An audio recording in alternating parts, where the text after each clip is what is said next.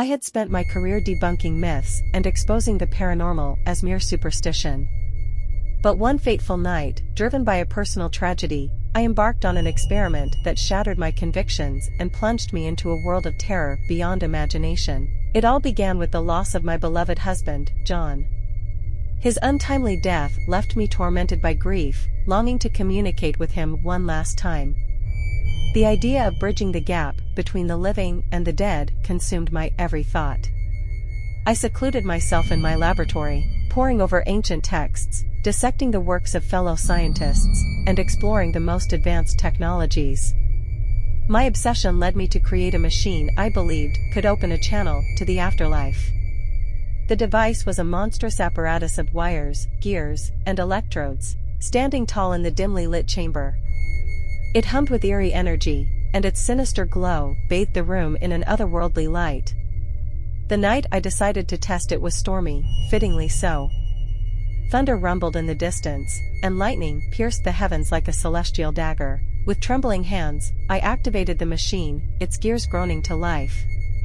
I held my breath as I adjusted the dials, seeking to find the elusive frequency that would connect me with the spirit realm.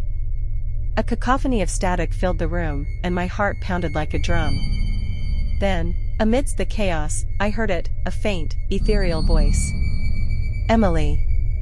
The voice whispered, its tone a haunting blend of melancholy and longing. I gasped in astonishment. It was John's voice. Tears welled in my eyes as I responded, "John, is that you?" The voice grew stronger, its words becoming more distinct. "Yes, my love. It's me." My heart soared, and I could hardly contain my joy. I had achieved the impossible, communicating with the dead. Over the following weeks, I conducted countless sessions with the machine, each time growing more adept at tuning in to the other side. I spoke with John and learned that he resided in a place of peace and serenity. He told me of the afterlife's beauty and the reunion of souls.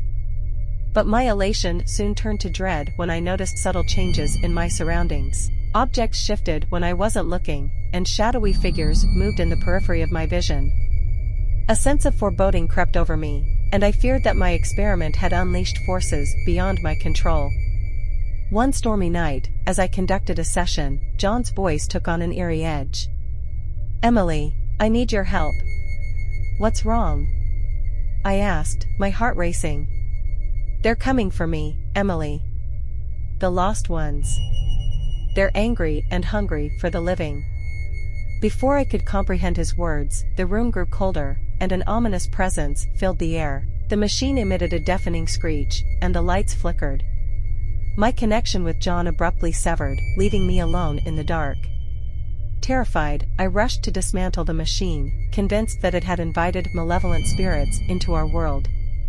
But my actions were in vain. The haunting had only just begun. The next night, the apparitions manifested themselves more clearly.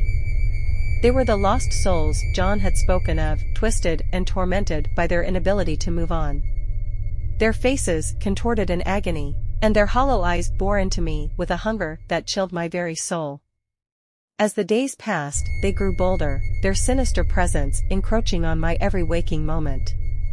They whispered terrible secrets from the shadows, urging me to join them in their world of eternal torment. I was trapped in a living nightmare, tormented by the very experiment that had promised solace. I reached out to fellow scientists, begging for help, but my pleas fell on deaf ears. They dismissed my claims as the ramblings of a grief-stricken widow. Desperation drove me to find a way to appease the lost souls. I scoured ancient texts and conducted research into the occult. In my search, I discovered a ritual that might offer them release, a dangerous and unholy act that would require a terrible sacrifice. With a heavy heart, I prepared for the ritual, knowing that the consequences were dire. I lit the candles, drew the symbols, and chanted the incantations. The room quivered with dark energy as I offered my own life as a vessel to carry the lost souls to the other side. As the ritual reached its climax, the lost souls descended upon me, their wailing cries filling the air. I felt their torment, their anguish, and their desperation. It was a pain that defied description, and I welcomed it, believing that I was saving them from their eternal suffering. In that moment of sacrifice, I glimpsed John one final time. His face, once serene, was etched with sorrow.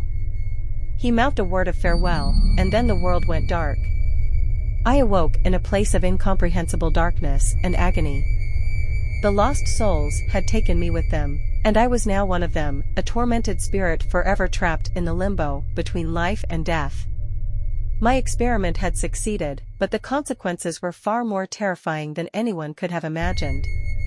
I had unleashed a relentless nightmare upon the world, and in my attempt to free the lost souls, I had become one of them, condemned to wander in eternal suffering, my voice forever echoing in the void.